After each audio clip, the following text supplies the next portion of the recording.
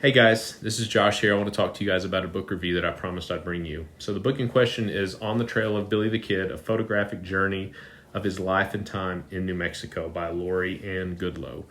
So I was pretty excited when I saw this book was out. This book's actually something that I've been toying with doing for quite a while now. I'm sure at some point in time I'll do a big definitive book on Billy the Kid country. But when I saw this, I was pretty excited because, again, this is kind of what I'd been looking at and wanting to do. So I was really anxious to see what her take was and how she came and what she brought to the table in regards to this. So to start with, I paid $25 for the book, which is a lot. The book is exactly 8 inches by 8 inches, and it's about 79 pages long.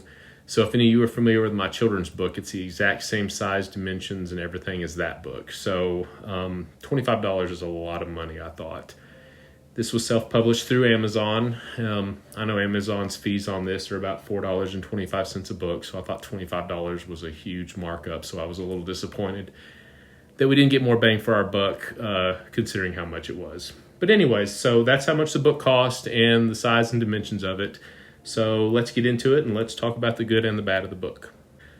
So in regards to the book, there are some good things and there are some bad things I thought about the book. So to start out with, the book's written in a format. It talks about Billy the Kid's life in chronological order, starting out in Silver City, and it runs all the way through to his death in Fort Sumner. So she kind of tells the story of Billy the Kid's life, and then along the way she shows photographs of Billy the Kid country that kind of coincide with the story. So I guess Lori, she moonlights as a photographer. Maybe she does that as her profession. I'm not really sure. But I'm taking it that all the photographs that are in this book were taken by her. To be honest and upfront, I was really disappointed in the quality of photographs in the book. I know this is a second edition, so I wasn't sure if she's used the same photographs from the first edition, which I believe came out in the early 2000s. I've not seen that book.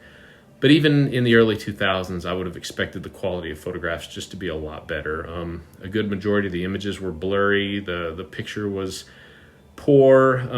I know, again, the quality of color that Amazon can do on their end, so I know Amazon can do better on a publishing end than what we saw on this. So honestly, I was a little taken back and a little disappointed that the quality of photographs were not better. Truthfully, a lot of them look like they may have been taken with a Polaroid. I don't know. But that was probably the biggest overall setback with the book, was just the poor quality of images. So when you open the book, it actually starts out, and to kind of summarize the book, it gives you a chronological order of Billy the Kid's life, if you will. She starts out pretty much in Silver City and runs all the way through to Fort Sumner and when Billy died there in July of 1881.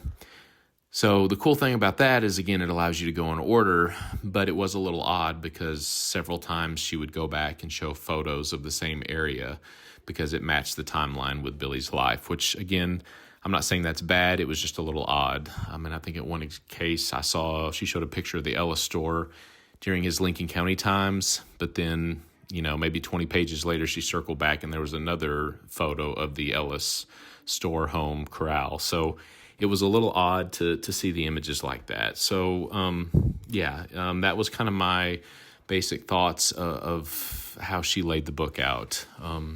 Again, it was pretty much told in chronological order. The history's not overly in-depth. It's, I would say, definitely an elementary level book as far as Billy the Kid knowledge goes. I didn't really see any errors, so to speak, as far as her history knowledge. There were some errors that I thought with the captions of the photos, but I'll get into that in a minute. But yeah, if you just want a very basic overview of the life of Billy the Kid, this is a pretty good book for that purpose because, again, it does cover a very surface level detail of the kid's life. So to get on with some of the positives of the book, the history in the book is pretty solid. I didn't really notice anything in the descriptions and whatnot. The story itself, I didn't notice any historical errors. It's pretty basic Billy the Kid knowledge. This is something that would probably be good for somebody that's just coming into this. Again, there's no in-depth information. It's just a very basic overview. I don't know what the word count is on the book, but again, it's not much. It's kind of a Wikipedia rundown of Billy the Kid's life. So again, if you're new to this sort of stuff, that might be informative, but nothing that goes below surface level as far as that goes. Other than the history of it, there were a few errors I noticed with some of the photographs. She took a photograph of white oaks and it's at the corner of a building. And she said that locals say that this was the remnants of a jail.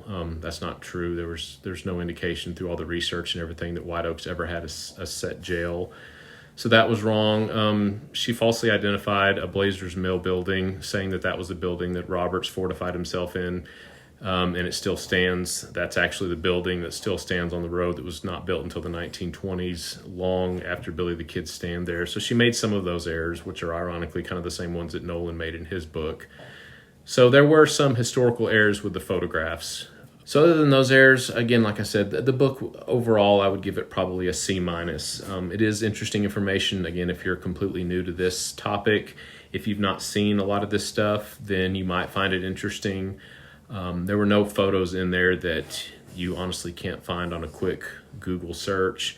So again, overall, if you're an expert in this field, or if this is something that you're pretty well versed in, the book's kind of a letdown. Again, I was pretty excited. I know the author spent a lot of time and done a lot of research on Billy the Kid, so I was hopeful that it would be a little bit more in depth. But again, perhaps she was tailoring it towards the new crowd. So overall, I'd give the book about a C-, maybe. I hope that was helpful, and if there's any other books that you're really curious about and would like reviewed, let me know. Leave a message in the comments, and we'll talk about it. Thanks, guys. Have a good day.